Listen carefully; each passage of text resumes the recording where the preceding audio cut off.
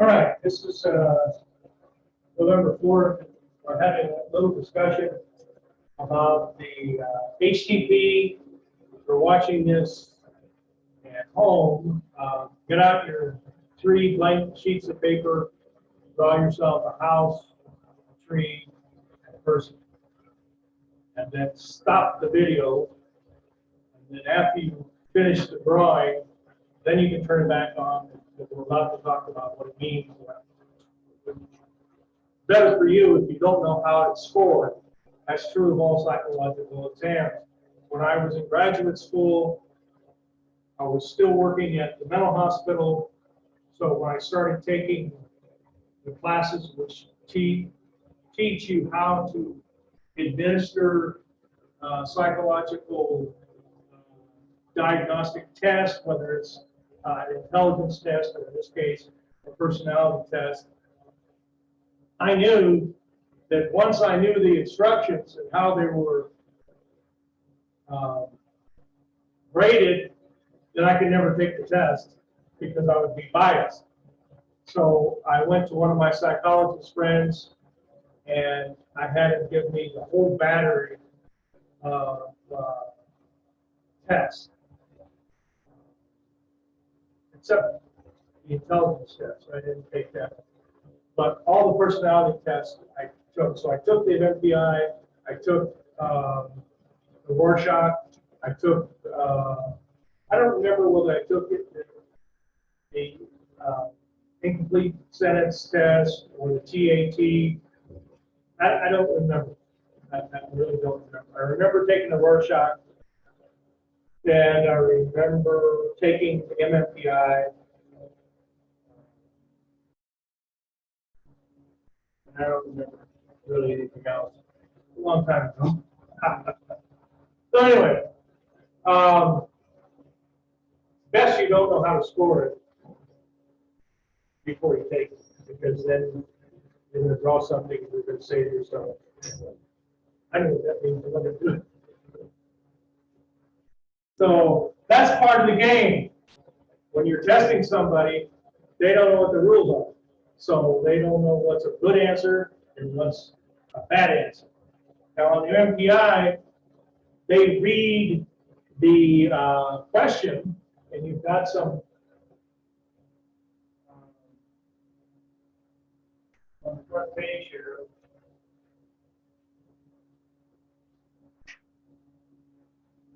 Of course, these are all true, false. I like mechanics magazines. True or false? I have a good appetite. True or false? I wake up fresh and rested most mornings. False. No. True or false? I think I would like to work as a librarian. I am easily awakened by noise. I like to read newspaper articles on crime. My hands and feet are usually warm. A whole bunch of questions here. But the point about these were developed. These questions were developed by getting a bunch of questions together, and the psychologists at the University of Minnesota, which the MMPI, it's Minnesota Multi-Phasic Personality Inventory, MMPI, which is now in its second version, so it's now called the MMPI 2, and there's a third version that's out being beta tested, I guess. But they're empirical tests. What they did was they got all these questions, and then they went and found 100 people, or maybe more, I don't know what the number was, but they found a group of people who have been clinically diagnosed as being manic depressive, clinically diagnosed as being psychotic, clinically diagnosed as being neurotic.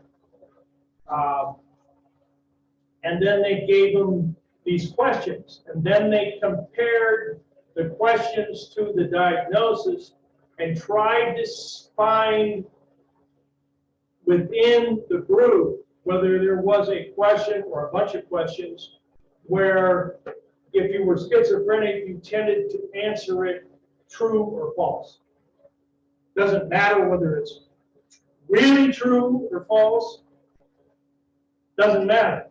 The subject doesn't matter. The content doesn't matter. It only matters if your answer, true or false, discriminates you from other groups. So if, let's say, I have 100 schizophrenics together, and I give them a bunch of questions, and one of the questions,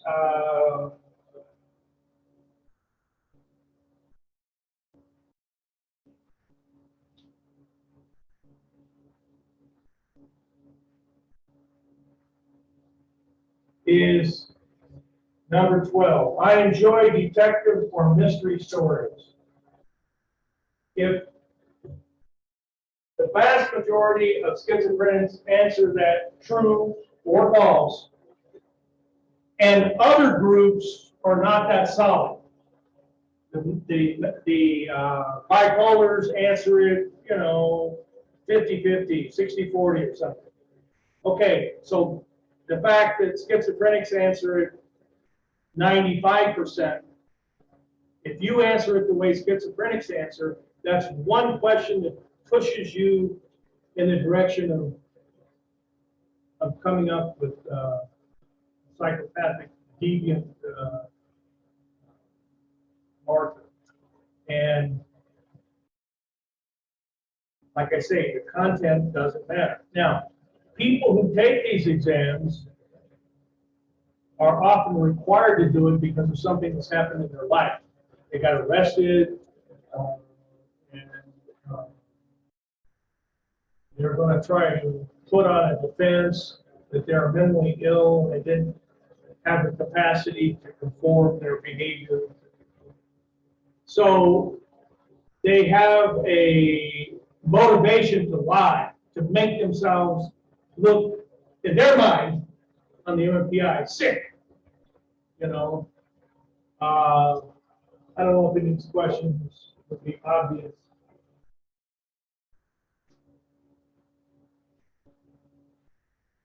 I'm sure I got a raw deal for life. True, of course. My father was a good man. False. I'm very seldom troubled by constipation. I know. But they answer questions in such a way they're trying to make themselves look good. Or, I'm sorry, look bad. Others are trying to look good. If you're taking this test, and if you're in a larger city and you're applying and you've gotten to the very last stages of getting employed as a law enforcement officer, they will give you the MMPI. Now, if you're in a small town like Anthony, no. But if El Paso is hiring you, or El Paso County is hiring you as a sheriff, they're going to give you the MMPI. But not everybody, just the people who have already made through a bunch of hoops. Because it's expensive. You've got to pay a psychologist to give the test. They can be machine scored, which makes life easier. The HCP, you've got to look at it every one. So what are we looking for? Okay, let's start with the house. On the house,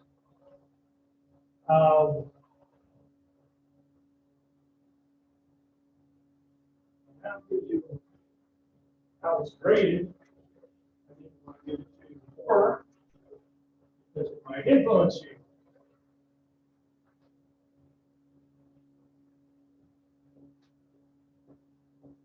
Generally, you look at the house and you say, as an examiner, might have used your example. Okay.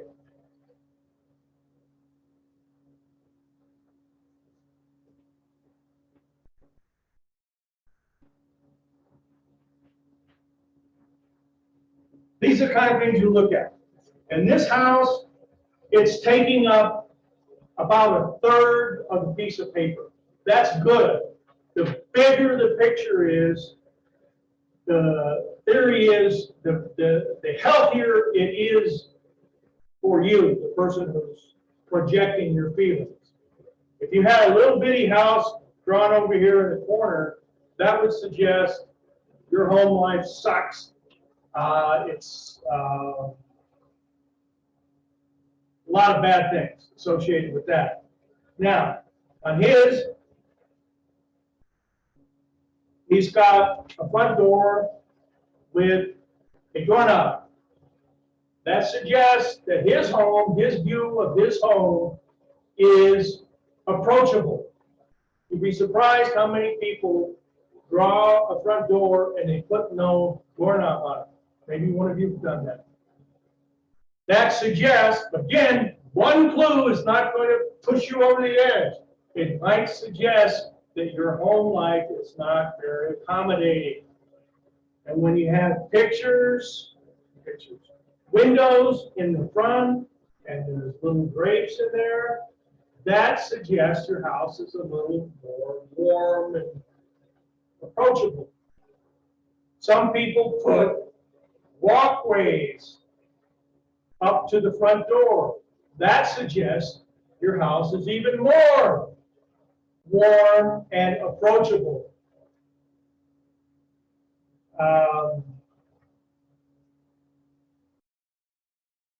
Again, it's not a art project. It's a projective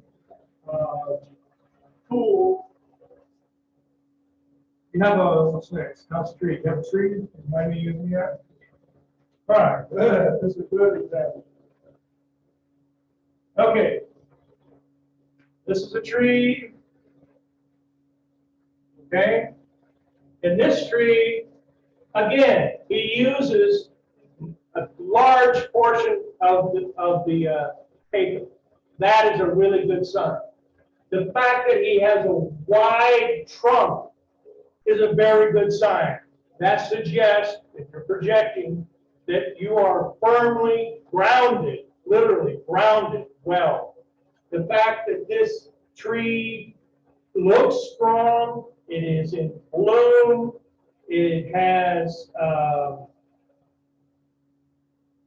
things growing on it. Sometimes people put fruit on it.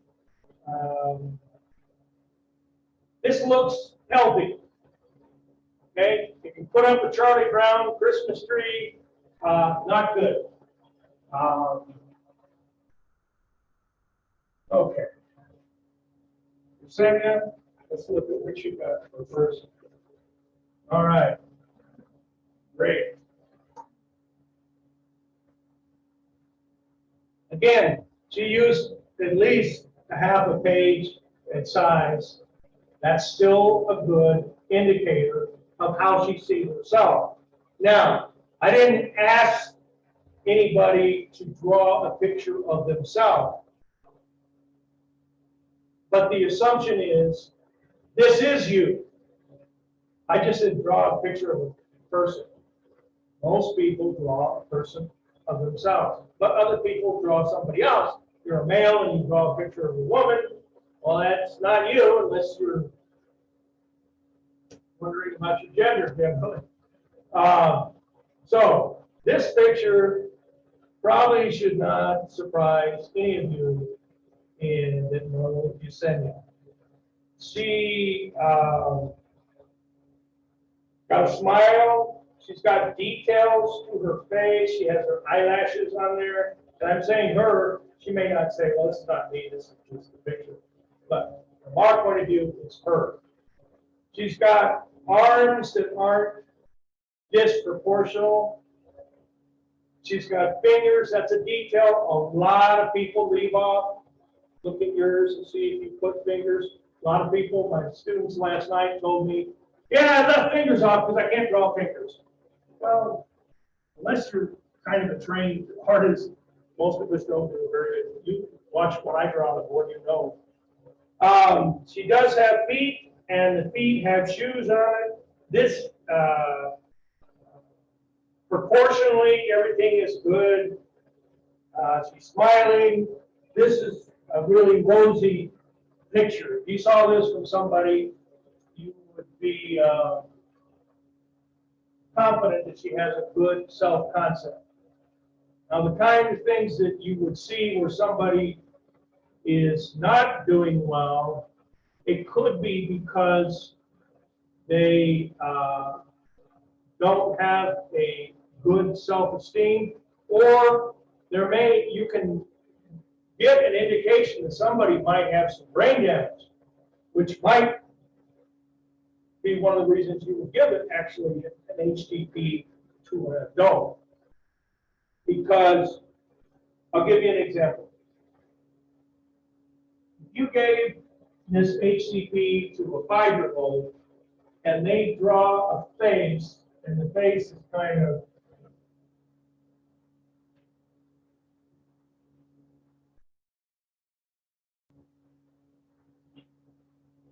something like that, well, you have to realize the kid is 5 years old. They may not have really good fine motor skills yet. But if this is drawn by an 11-year-old, you've got problems. I had, when I was at the mental hospital, I had one of my schizophrenic kids draw the HTP. And I actually kept it for a long time, but I lost it. His picture of himself looked like something like this.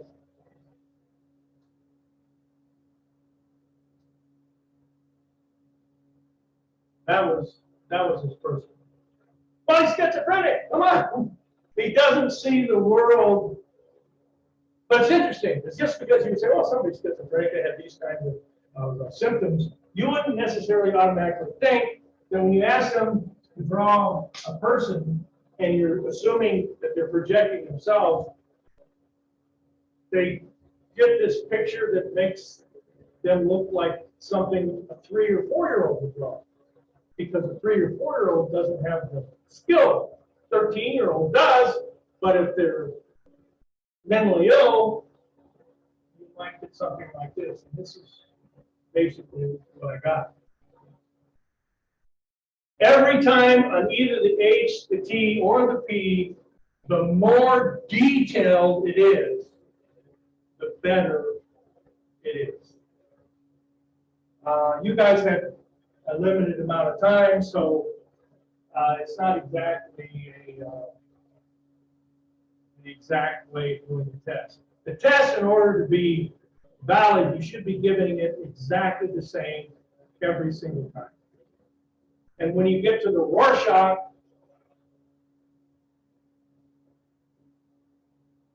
which I didn't bring any Rorschach pictures in. Unfortunately, all 10 of the Rorschach plates are online.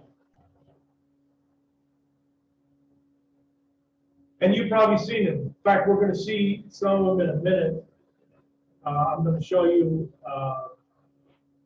part of the video from Hank in the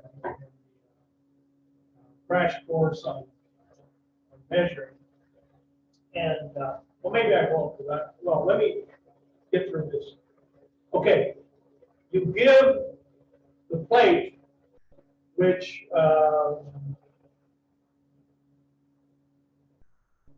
pictures are horizontal, and you know they're mirror images of each other.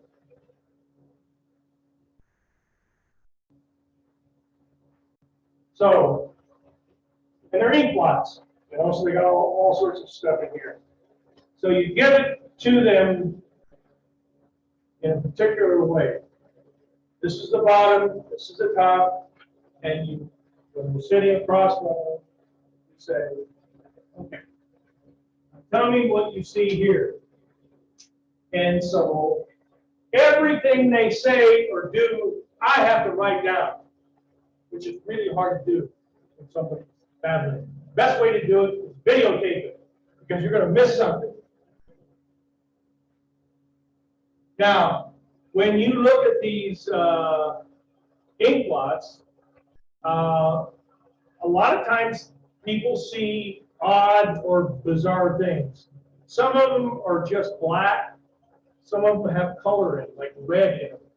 And when you have red in it, a lot of people associate that with blood somehow. And so they will say, this looks like a bat, and it looks like it's been shot because it's bleeding, okay? These are all normal responses. You may not know that, and you may think, well, I don't know if I should say that or not. But there are some things that are a little bit shocking, but they're not abnormal. There are abnormal things people do. For instance, when you see color, when there's no color, it's just black and white. Well, this green stuff here, that's not good because there's no green stuff there. Another one, I'll just tell you this one, is if they look at it, they turn it around, that's okay. But what if they do this?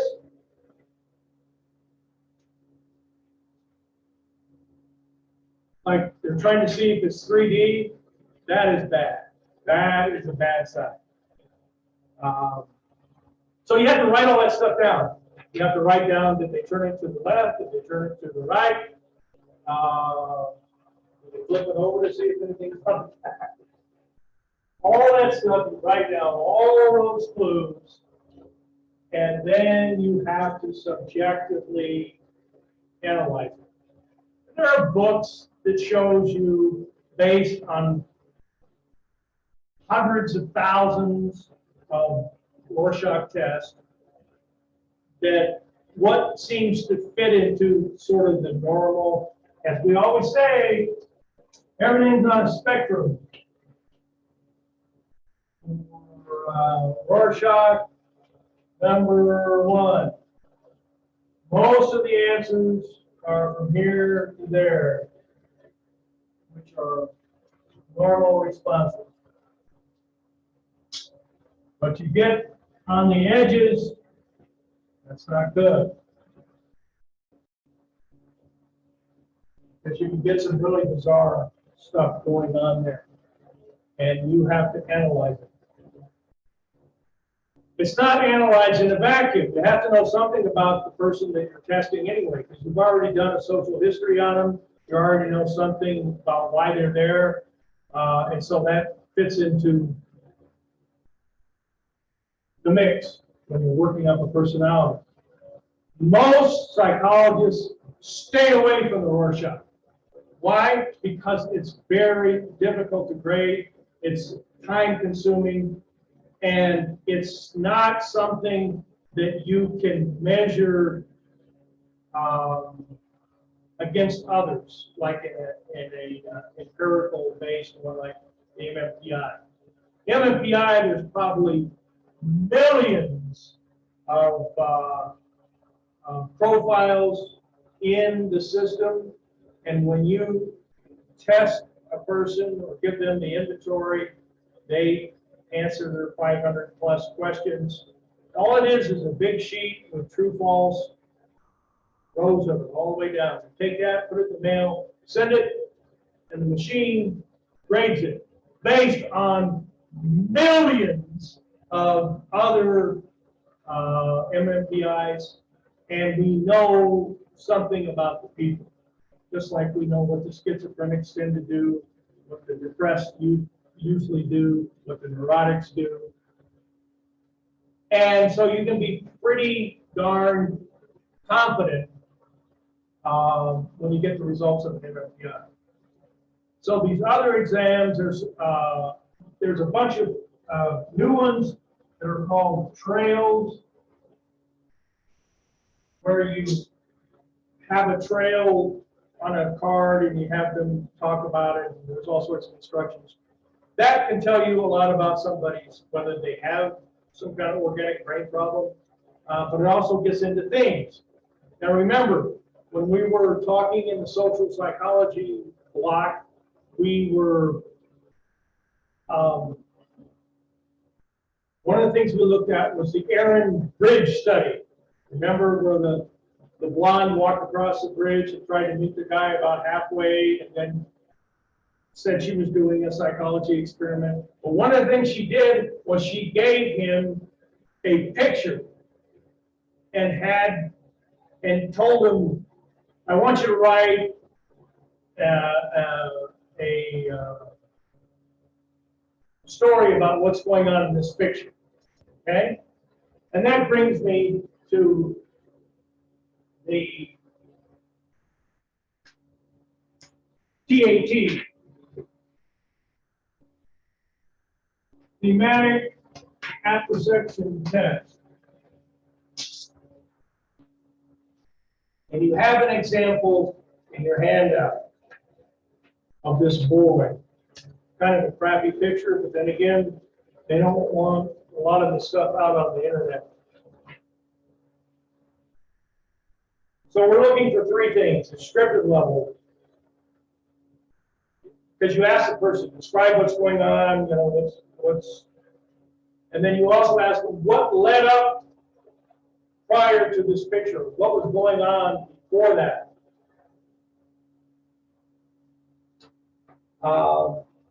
Interpretive level, you look at, this one says, if one's practice and he or she will improve, that might be what somebody says. This guy's practicing his art or whatever he's doing. Diagnostic level, the client has a high need for achievement with a high level of self-efficacy. So the person who's responding with that kind of an answer, this guy is working, is practicing, he's trying to get better with his drawing skills or whatever. So again, the idea is you are projecting yourself into these photos. Just like the photo on the bridge, you are projecting based on the picture that you saw, and you remember the ones that were on the long spans bridge that was moving, their stories tended to be more emotional and more sexual. Remember, we talked about the high heart rate, the blood pressure going up because you're on this bridge of swaying. So you have all this physiological response that's very similar to what you would have if you really were attracted to somebody, and then all of a sudden you meet them in the hallway and you're having a conversation with them. Your body is going to react to that. So in the bridge incident, the explanation was you become aware that your heartbeat is beating faster and you feel flushed, and you don't know why, so you attribute it to this blonde woman that's standing in front of you and ripping off a little piece of paper with her name and her phone number on it. So your mind is click, click, click, click, click, reading all sorts of, and it's different when you meet on a bridge that's solid. You're not, your physiological self is not jacked up. So we do use our physiological input from our nervous system to analyze what might be going on. One of the things I mentioned about that is like if you're walking downstairs in the parking lot between these two buildings after class and you hear somebody walking behind you, it's not a big deal. It's daytime, you're at a school, there's a lot of people walking around, it's not that unusual. But if you're walking down a parking lot in Juarez at 2 in the morning and it's dark and you hear, then you're going to think a lot different, to the point where the hair on the back of your neck may stand up because you're so aware of that and what that might mean. So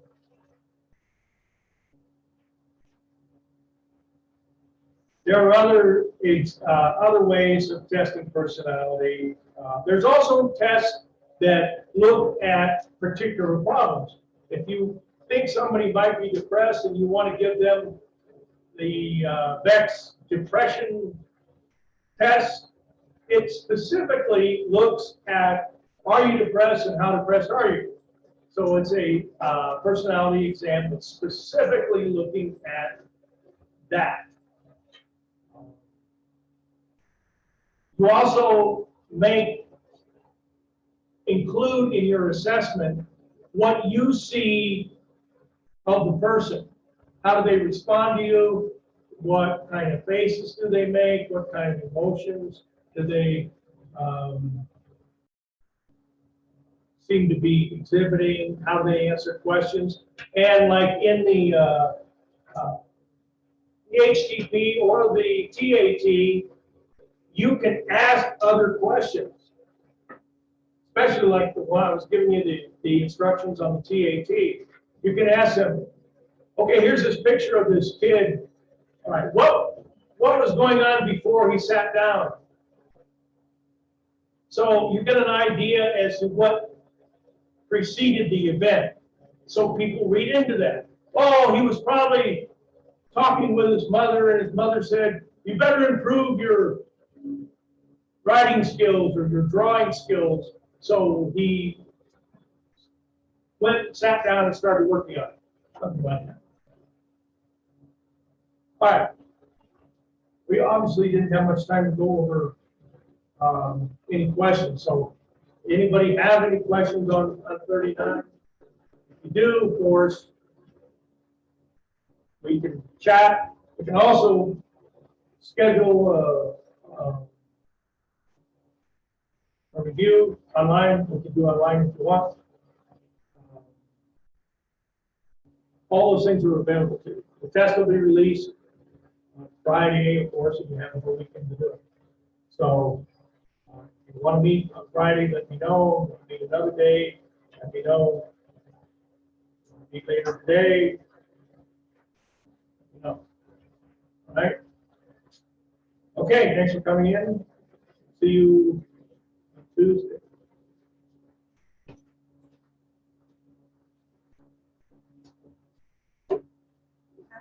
There was a girl that was messaging me. You're saying it's not working? Yeah, she's on the porch. Somebody joined. So, I didn't admit it because I didn't see that. I wonder if she's using this person's. yeah, I don't know. There's a girl that came in earlier to get the, but it is working in the sense that it got recorded. She couldn't watch it live because I didn't see that somebody was signed in.